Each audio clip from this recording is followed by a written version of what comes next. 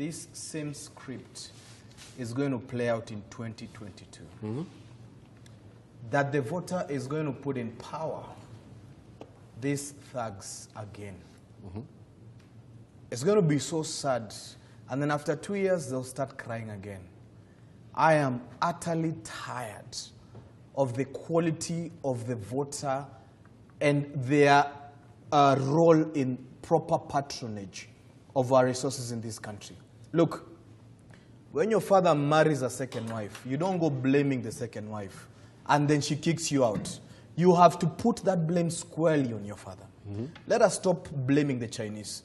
We know the Chinese have one motive. Their interest is their country and their well-being. And by the way, they are not giving the expensive loans, billions of dollars to everybody. They are giving their money to countries that are branded poor, but rich in natural resources. Right. And they are taking those resources back to China without us knowing. All the Chinese projects that you're doing, even their manuals are in Chinese. That means we will never have access to SGR or Thika roads or anything. Our people will never work there because they are owned by them. So you're looking, when you see a Chinese project, that is their country in another country. Right. So that is not a give and take no, kind of it's not, scenario. that one is theirs for life. Take. And by the way, they are giving expensive loans that the country cannot manage. It is deliberate.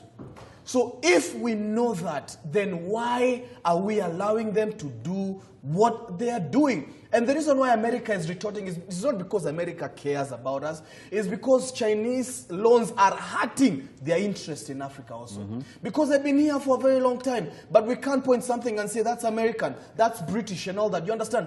They came by force and conquered Africa. But Chinese now is coming with expensive loans. And our fathers are sleeping with this harlot. And I'm saying that on TV. We must be very... China is a sponyo. You know, it's a sponyo. We are saying that. Let me tell you what. Use We are the ones who are letting... By the way, you know, and I'm tired of these politicians who are tweeting. Don't tweet. Do something. We employed you to, to deal with these things legislatively. The other day, Kenyans were complaining with this SGR. They're not being paid well. There's sexual abuse. The watchmen now, Chinese, everything of the sort. Tell me what has happened to date. Nothing. I can assure you. Why? Because the Chinaman is a current landlord of this country. We are back borrowing expensive loans to them. That we know will never, ever pay. The Jubilee government, their turn is expiring in 2022. That money is going to be left to who? We've sold our country. If we don't get our country back, then there's going to be a problem. And let me tell you what, the greatest issue with this country are several things. Number one, lack of ambitious and visionary leadership. And number two, are heavily, generally ignorant populists who don't know their role in public participation and are not properly educated when it comes to their civic role in building this government. Everybody wants to eat. It's a kleptomaniac state.